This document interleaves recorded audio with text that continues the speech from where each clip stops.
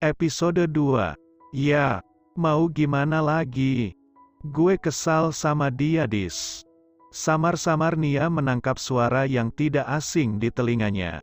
Ditajamkan indera pendengaran karena dia ingin tahu suara siapa itu. Tega elu ya? Lah, padahal mbak lu itu baik banget. Kita aja kalau mampir ke rumah elu selalu disuguhkan makanan yang enak-enak. Apalagi dia orangnya humble gitu. Suara yang lain menimpali. Sepulang bekerja Nia sengaja duduk di salah satu kafe untuk sekedar mendinginkan hatinya yang tengah galau. Nia yang tempat duduknya berhadapan dengan dinding penyekat berbahan kaca. Jadi suara di balik dinding penyekat itu kedengaran tapi wajahnya tidak. Karena kaca buram yang mengaburkan penglihatan. Nia sedang duduk menunggu Mira sang sahabat. Mau gimana lagi? Gue kesal ayah itu terlalu sayang dengan anak kandungnya. Sedangkan gue selalu dinomor duakan. Bayangkan saja kalau Nia belum pulang dia ketar-ketir ketakutan, tapi kalau gue cuek aja padahal kita sama-sama perempuan kan.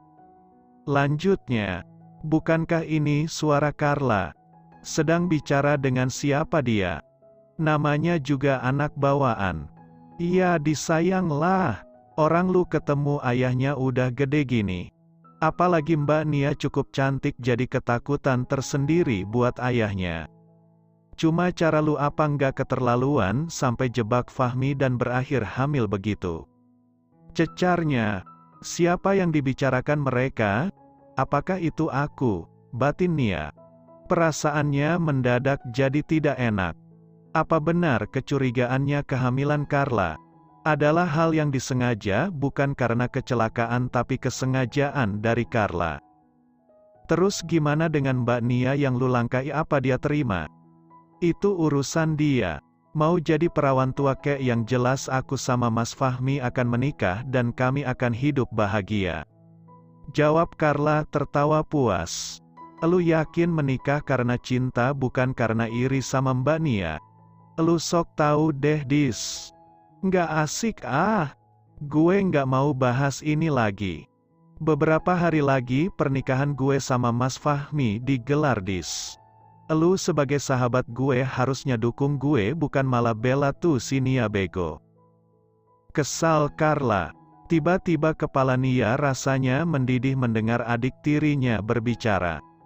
Jadi selama ini Carla berpura-pura baik di hadapannya.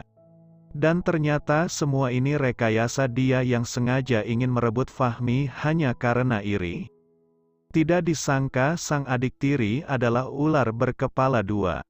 Nia segera bangkit dan hendak menghampiri Carla, tapi dia menabrak pelayanan yang membawa minuman. Bro, Piar, au, maaf. Ujar Nia yang tak melihat menabrak pelayanan yang membawa minuman hingga menumpahkannya di salah satu pengunjung. Maaf Tuan, saya tidak sengaja, Nona ini yang menabrak saya. Ujar pelayanan itu. Ketakutan membuat Nia juga tertunduk merasa bersalah. Lelaki yang berwajah tampan itu menatap lekat pada Nia. Membuat aura dingin yang ada di tubuhnya keluar. Saya bisa bersihkan ini Pak. Ujar Nia ingin mengelap jasnya tapi ditepis oleh lelaki itu. Tidak usah. Percuma, tidak akan bisa bersih seperti semula. Jawabnya dingin. Saya benar-benar minta maaf Tuan. Ucap pelayan itu ketakutan. Lelaki tampan itu langsung pergi membuat Nia keheranan. Nih, udah lama? Tanya Mira. Lumayan. Yuk pindah kafe lain. Ajak Nia membuat Mira keheranan. Itu bukannya Mbak Nia? Lah? Tanya Adis teman Carla membuat Carla menoleh ke arah perempuan yang baru saja keluar kafe. Astaga. Apa dia dengar dis? Nggak tahu gue. Nia menghela nafas panjang saat pulang ke rumahnya. Rasa malas masuk ke dalam rumah peninggalan mamanya ini karena sudah pasti akan bertemu Carla lagi nantinya. Benar saja Carla melihat Nia yang baru pulang. Nia tadi sengaja mampir dulu ke minimarket untuk belanja kebutuhan dirinya. Carla celingukan mengamati sekitar. Mungkin ia takut didengar oleh ayah dan mamanya, jadi dia sengaja mendorong tubuh Nia masuk ke dalam kamar. "Apaan sih, La? Keluar, aku tidak ingin bicara padamu." Tunjuk Nia mengarah ke pintu menyuruhnya keluar. Baru kali ini dia bertindak kasar padanya. "Aku ingin menjelaskan pada Mbak. Sudah, jangan berbasa-basi lagi denganku. Aku tahu siapa kamu." Tembak Nia membuat Carla terdiam. "Kamu salah paham, Mbak." "Salah pahamnya di mana?" tantang Nia dengan melipat kedua tangan di dada. "Salah paham karena kamu sengaja menjebak Fahmi untuk tidur denganmu hingga kamu hamil anak dia." Lanjut Nia. "Mbak, bukan seperti itu. Lalu kamu mengiba padaku untuk ayah dari anak itu?" potong Nia lagi tak memberikan jeda untuk Carla bicara. "Sudahlah, La. Aku sudah tahu semuanya. Jadi keluar sebelum aku teriak." Ancam Nia masih dengan menunjuk ke pintu. "Mbak, please. Itu cuma salah paham. Biarkan aku bercerita semuanya, Mbak," ujar Carla. "Jika Mbak tidak percaya, biar ku bujuk Mas Fahmi buat nikahi Mbak.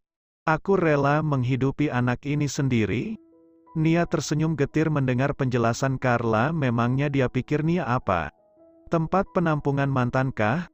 Mana mungkin Nia mau menikah dengan lelaki yang sudah memutuskannya itu. "Sudahlah, keluar. Aku tidak ingin bicara apapun." Nia mendorong paksa tubuh Carla keluar kamar hingga terjatuh dan terlihat oleh mama Carla. "Nia!" bentaknya membuat Carla meneruskan aktingnya. "Apa-apaan kamu, Nia?" "Yah, ayah.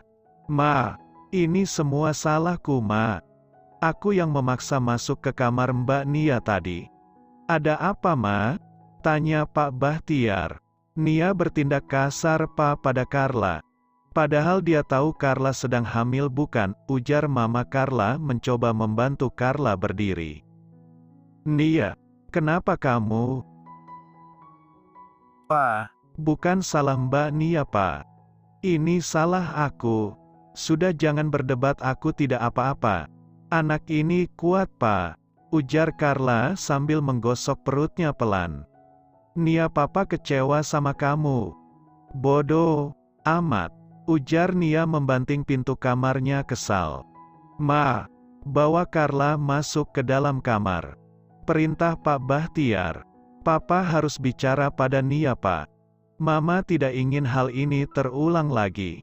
"Carla sedang hamil," ujarnya lalu pergi membawa Carla ke dalam kamar. "Saya nikahkan dan kawinkan engkau dengan keponakan saya Carla Widiana dengan mas kawin uang senilai 50 juta dibayar tunai," ucap paman Carla. Fahmi seraya menjabat tangan paman Carla. "Karena ayah kandung Carla sudah tiada, jadi adik ayahnya yang menjadi wali. Saya terima nikah dan kawinnya Carla Widiana binti Alem Bapak Widianto dengan mas kawin tersebut tunai," jawab Fahmi. "Bagaimana para saksi? Sah?" tanya penghulu kepada para saksi. Para saksi pun melirik satu sama lain lalu berucap bersamaan sah. Mereka pun mengucap hamdalah. Dan tepuk tangan pun menggema di ruangan ini. Mas kawin yang seharusnya menjadi milik Nia kini justru jatuh pada adik tirinya, membuat Nia menitikkan air matanya dan secepat kilat dia hapus takut ada yang melihat. Mungkin ini yang dikatakan orang-orang sakit tapi tak berdarah. Hiasan yang sudah dia pilih sendiri untuk pesta pernikahannya kini menjadi milik adik tirinya. Pupus sudah harapan Nia untuk bersanding menjadi mempelai. Mempelai berdiri di atas pelaminan menyambut para tamu yang ingin memberikan ucapan kepada pengantin. wah, "Cantik banget sih kamu, lah," goda Adis. Sahabat Carla mereka pun saling berpelukan.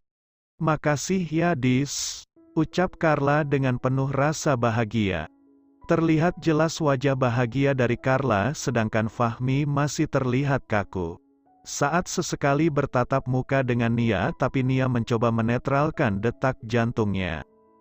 "Selamat ya, bro," ujar teman Fahmi memberikan selamat. Teman-teman Fahmi tahu kalau Fahmi berpacaran Nia secara sudah 4 tahun mereka bersama. Dan sekarang justru Nia hanya menjaga jodoh orang tapi mereka tidak ingin ikut campur terlalu dalam. Mau bulan madu kemana bro? Goda teman Fahmi yang lain. Cutinya cuma seminggu jadi yang dekat-dekat saja kasihan nanti kalau Carla kecapean. Soalnya mau kejar target akhir tahun ini kan? Jawab Fahmi dan diangguki Zidan teman satu kantor mereka memang jika akhir tahun kantor mereka akan sangat sibuk sekali. Setelah selesai dengan acara resepsi dua keluarga ini melanjutkan dengan acara makan malam keluarga inti. Hanya ada kedua mempelai dan keluarga dari Fahmi serta Carla sedangkan Nia memilih untuk tidak ikut bergabung. Akhirnya, semua berjalan dengan lancar. Ucap Rendra ayah Fahmi kepada Pak Bahtiar. Saya pun merasa lega sekali. Karena sekarang Carla sudah ada yang menjaganya. Semoga nak Fahmi bisa menjadi suami yang bisa membimbing Carla lebih baik lagi. Harap Pak Bahtiar. Iya Pak Besan.